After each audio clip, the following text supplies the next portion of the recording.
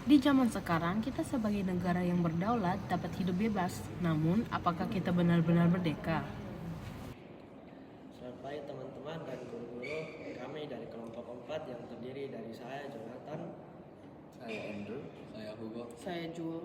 Dan saya Yujin. Pada kesempatan kali ini, kami akan menampilkan video singkat kami mengenai perjuangan Hos Cokroaminoto dan sumbangsinya bagi kemerdekaan negara kita. Raden Haji Oimar Set Cokroaminoto atau juga bisa dipanggil Hos Cokroaminoto lahir pada tanggal 6 Agustus 1882 di Ponegoro di Jawa Timur. Dia adalah anak kedua dari 12 bersaudara dari ayahnya R.M. Cokromiseno yang pada masa itu bekerja di jabatan pemerintah. Cokroaminoto dapat kesempatan untuk bersekolah di Osvia di Magelang. Setelah tamat dari Osvia, ia bekerja di Kesatuan Pegawai Administratif di Ngawi. Pada tahun 1902, Cokroaminoto menamatkan pembelajarannya di Osvia. Kemudian, dia memutuskan untuk bergabung dalam keanggotaan Pangreh Praja. Pangreh Praja ini merupakan salah satu organisasi birokrasi pemerintahan Hindia Belanda. Nah, setelah 3 tahun berada dalam keanggotaan tersebut, yaitu pada tahun 1905, ia memutuskan untuk keluar dari keanggotaannya di organisasi tersebut. Kenapa? Ia merasa kurang cocok dengan lingkungan kerjanya, karena ia merasa ia harus selalu menunduk dan merendah diri kepada anggota-anggota dari Belanda. apa yang dilihat Cokroaminoto sampai ia ingin berjuang? Saat itu, Cokroaminoto tiba di Semarang. Ia menjadi buruh yang mengangkat barang-barang orang-orang di pelabuhan.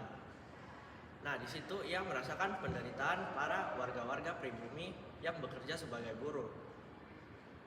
Nah, itu yang mendorong Cokroaminoto untuk berjuang. Setelah melihat kekejaman pihak kolonial Belanda pada kaum pribumi, pada tahun 1907 ia pindah ke Surabaya dan bekerja pada sebuah firma bernama Kooi & Co.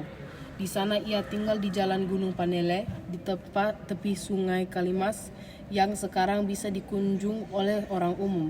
Cokroaminoto menjadikan rumahnya ini sebagai asrama serta tempat bagi pemuda untuk belajar dan berdiskusi. Dari rumah inilah muncul tokoh-tokoh mempergerakan nasional seperti Musso, Semaun, Kartosuwiro, Haji Misbah, hingga Soekarno. Selain bekerja, ia juga melanjutkan pendidikan di BHS atau Burgerlijk Avon School. Setelah tamat, ia menjadi lebih aktif dalam berorganisasi dengan menjadi ketua Panti Harsoyo. Suatu hari, ia didatangi oleh utusan Haji Samanhudi dari Surakarta dengan tujuan untuk mengajaknya bergabung dalam organisasi Sarekat Dagang Islam. Sarekat Dagang Islam yang didirikan Haji Samanhudi pada 1905 ini memiliki tujuan untuk menentang masuknya pedagang asing yang ingin menguasai ekonomi rakyat. Haji Samanhudi menganggap Cokroaminoto sebagai sosok yang berwibawa dan tidak kenal lelah. Suaranya yang lantang dan indah juga membuat ribuan orang terpukau bila mendengar pidatonya. Oleh karena itu, Haji Samanhudi menganggap Cokroaminoto dapat membawa perubahan pada saat bergabung dengan organisasi Syarikat Dagang Islam. Setelah ditunjuk sebagai Ketua Syarikat Dagang Islam Cabang Surabaya, Hos Cokroaminoto mengusulkan untuk mengganti nama Sarekat Dagang Islam menjadi Sarekat Islam. Perhimpunan ini tetap ada.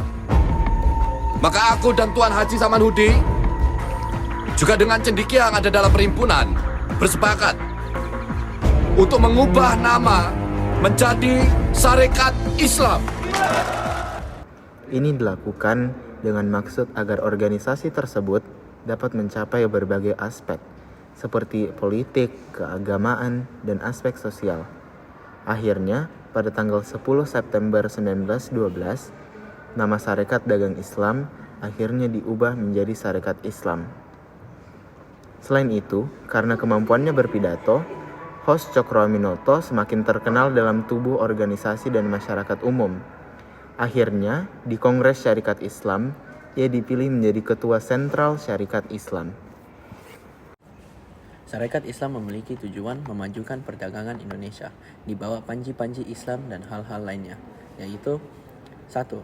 Mengembangkan perdagangan kaum Bumiputra. 2. Membantu anggota-anggotanya yang kesulitan. 3. Mengembangkan pendidikan untuk meningkatkan kualitas perilaku penduduk Bumiputra. Dan keempat, membentangkan keadilan menurut ajaran agama Islam. Dalam bidang politik, Host Cokroaminoto menyelenggarakan kongres-kongres nasional dan mengirimkan wakil ke dalam Dewan Rakyat atau Volksrat. Sedangkan dalam bidang sosial, Host Cokroaminoto memperjuangkan adanya persamaan derajat, harkat, dan martabat sesuai dengan ajaran Islam. Pada 1915, Cokro menjadi Ketua Sentral Syarikat Islam yang merupakan gabungan dari syarikat Islam di daerah-daerah. Saat itu ia terus berjuang mengukuhkan ekstensi syarikat Islam.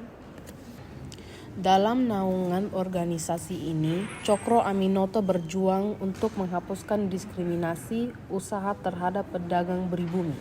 Dengan kata lain, berupaya menghilangkan dominasi ekonomi penjajah Belanda dan para pengusaha keturunan Cina. Kematian Omar Said Cokroaminoto. Omar Said Cokroaminoto meninggal pada tanggal 17 Desember 1934 di Yogyakarta setelah selesai rapat Kongres Syarikat Islam atau yang disingkat dengan SI di Banjarnegara. Omar Said Cokroaminoto diwarnai banyak perjuangan yang berat di sepanjang hidupnya. Omar Said Cokroaminoto telah banyak berjuang untuk Indonesia dan mengharumkan nama Indonesia mulai dari memimpin Syarikat Islam. Omar Said Cokroaminoto juga telah memberikan pemikiran-pemikirannya yang kemudian melahirkan banyak tokoh-tokoh besar dengan ideologi pergerakan di Indonesia. Umar Said Cokroaminoto diangkat menjadi salah satu pahlawan di Indonesia oleh Soekarno berdasarkan Surat Keputusan nomor 590 tahun 1961. Semangat juang yang ada di dalam dirinya tersampaikan kepada para pemuda penerus bangsa di Indonesia hingga Indonesia dapat merdeka akhirnya pada tanggal 17 Agustus 1945. Lalu, apakah perbedaan yang diperjuangkan Cokroaminoto masih ada sampai sekarang? Ya, masih ada, hanya saja dalam bentuk yang berbeda. Misalnya saja kita ambil contoh dari eksodus tenaga kerja asing ilegal ke Indonesia. Lalu, solusi apa yang dapat diusulkan untuk mengatasi masalah ini? Tentu saja melihat banyaknya tenaga kerja buruh di Indonesia yang masih belum mendapatkan kesempatan bekerja, dan bahkan mereka yang sudah mendapatkan kesempatan untuk bekerja, namun belum mendapatkan hak-hak yang pantas. Ada baiknya kita sebagai suatu negara dapat mengutamakan tenaga kerja buruh dari dalam Indonesia sendiri.